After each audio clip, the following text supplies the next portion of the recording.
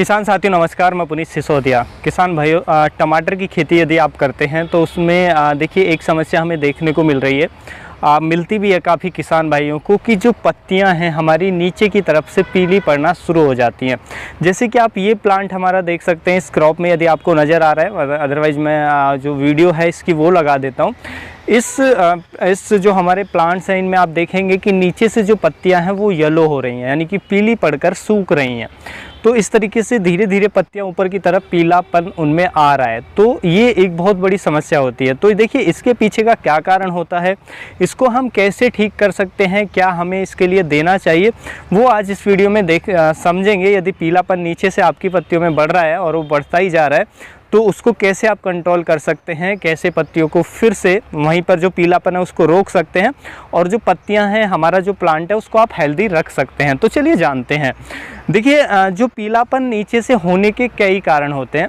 सबसे पहला देखिए, ये ज़्यादातर जो अब हो रहा है वो हमें ज़्यादातर देखने को मिल रहा है रूट रॉट के कारण या फ्यूजेरियम विल्ट के कारण। फ्यूजेरियम विल्ट में ये समस्या आती है क्योंकि उसमें जड़ गलन शुरू हो जाता है, या रूट रॉट हम कहते हैं, उसमें जड़ गलने लगती हैं, जिससे पौधा न्यूट्रिशन पानी लेना थोड़ा बंद कर देता है, उसको प्रॉपर नहीं मिल पाता है, जिससे नीचे की जो पत्तियाँ वो पीली पड़ने लग जाती हैं। फ्यूजेरियम विल्ट में यही सिम्टम्स होता है कि पत्तियाँ नीचे से उनमें पीलापन स्टार्ट होता है और धीरे धीरे फिर पूरा पौधा हमारा पीला पड़कर और बेकार हो जाता है, यानी कि पूरी फसल हमारी नष्ट हो जाती है।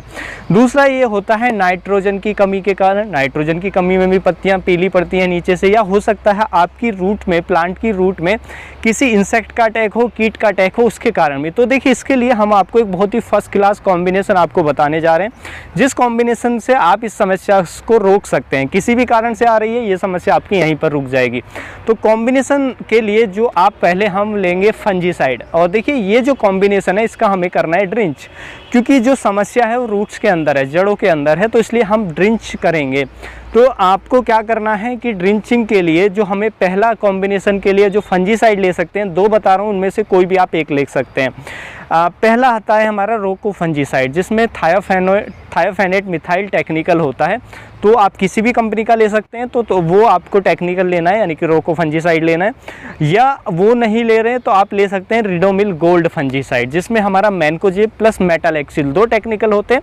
किसी और कंपनी का भी मिलता है रिडोमिल गोल्ड, कोई भी ब्रांड आपको मिलता है वो आप ले सकते हैं। तो इनमें से दोनों फंजीसाइड में से जो भी अवेलेबल है, कोई एक फंजीसाइड आप ले लें। उसके साथ साथ हमें फिर इसमें एक इंसेक्टिसाइड और एक फर्टिलाइज़र भी ऐड करना है। इसके अंदर जो हमें इंसेक्टिसाइड लेना है वो भी मैं आपको दो बता रहा हूँ, दोनों में से कोई भी ले सकते हैं, जो भी आपके पास इजीली अवेलेबल हो जाए। पहला है हमारा कॉन्फिडोर के नाम से आता है, जिसमें इमिडाक्लोपिड 17.8% जो टेक्निकल है वो देखने को मिलता है। तो आप चाहे तो जो हमारा कॉन्फिडोर है वो ले सकते हैं, ब्रांड आप कोई भी लें, टेक्निकल इमिडाक्लोपिड आप ध्यान रखें केवल। तो हमें वो लेना है इसके अंदर जो हमारा इंसेक्टिसाइड है। या इसकी जगह पर जो हमारा एक्तारा आता है जिसके अंदर थायामेथोक्साम होता है 25%, आप वो भी ले सकते हैं। जो टेक्निकल है वो ध्यान रखें, ब्रांड आप कोई भी ले लें। मैं बार बार आपको बता रहा हूँ क्योंकि आपको ये ना लगे कि मैं किसी ब्रांड को प्रमोट कर रहा हूँ, तो इसलिए आप टेक्निकल पे फोकस रखें। टेक्निकल जो हमारा है वो थायामेथोक्साम 25% WG फॉर्मुलेशन में आता है, वो भी आप ले सकते हैं। तो दोनों में से इमिडाक्लोपिड या थायामेथोक्साम में से जो भी अवेलेबल हो वो आप ले लें, और जौन सी ब्रांड का हो वो ले लें। तो देखिए पहले जो मैंने दोनों बताए, रोको की जो डोज आपको रखनी है वो रखनी है आपको 2 ग्राम पर लीटर ड्रिंचिंग के लिए, और जो हमारा रिडोमिल गोल्ड है उसकी रखनी है आपको 2.5 से लेकर के 3 ग्राम डोज पर लीटर पानी में मिक्स करके आपको ड्रिंच करना है, यानी कि 2.5 से 3 ग्राम जो रिडोमिल गोल्ड है वो पर लीटर के हिसाब से आपको लेना है ड्रिंचिंग के लिए। उसके साथ साथ जो हम ये दोनों मैंने इंसेक्टिसाइड बताए, दोनों में से कोई भी आप ले रहे हैं उसकी डोज रखनी है 0.5 ml या 0.5 ग्राम पर लीटर पानी में मिला करके आप यूज करेंगे ड्रिंचिंग के लिए।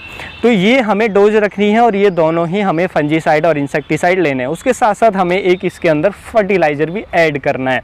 फर्टिलाइज़र में आप लेंगे NPK 19-19-19 जो आता है, उसमें नाइट्रोजन होता है 19%, फास्फोरस होता है और पोटेशियम होता है, तो बैलेंस मात्रा में होता है तीनों तत्व। तो हम उसको किसी भी फसल की आपकी कोई भी स्टेज चल रही है आप बेझिझक यूज कर सकते हैं, कोई दिक्कत नहीं आती है। तो वो लगभग हर स्टेज में चल जाता है क्योंकि उसके अंदर तीनों जो तत्व हैं बैलेंस मात्रा में होते हैं। तो NPK 19-19 लेना है इसके अंदर। तीसरा जो हमें एज ए फर्टिलाइज़र इसमें कॉम्बिनेशन में डालना है, उसकी जो डोज आपको रखनी है वो रखनी है 5 ग्राम या थोड़ी बढ़ा भी सकते हैं। आप 6 ग्राम पर लीटर भी जा सकते हैं, क्योंकि हम ड्रिंचिंग में यूज कर रहे हैं तो थोड़ी डोज बढ़ा सकते हैं, क्योंकि स्प्रे में हम नॉर्मली यूज करते हैं 5 ग्राम पर लीटर। तो आप वो भी डोज रख सकते हैं या थोड़ी बढ़ा भी सकते हैं, 6 ग्राम तक भी आप जा सकते हैं पर लीटर में, आप वो मिक्स कर लेंगे। तो इन तीनों को आप मिक्स करके अपनी फसल के अंदर अगर ड्रिंचिंग करेंगे, आप ड्रिंच दे दें अपनी फसलों में अच्छे से, जड़ों में, टमाटर की फसल के अंदर, तो ये जो आपकी पत्तियां नीचे से पीली पड़ रही हैं, चाहे फ्यूजेरियम के कारण हो, इंसेक्ट के कारण हो, चाहे वो नाइट्रोजन की कमी के कारण हो, तो वो रुक जाएंगे और आपका पौधा फिर से हरा भरा हो जाएगा और फिर आप अपनी क्रॉप को लंबी चला सकते हैं। तो इस तरीके से आप करके कॉम्बिनेशन और बेनिफिट ले सकते हैं। इसको आप और भी फसलों में चाहें तो यूज कर सकते हैं, बाकी फसलों में भी अच्छा काम करता है। किसी भी वेजिटेबल फसल में ये समस्या आ रही है तो आप उसके अंदर भी ये ड्रिंच कर सकते हैं।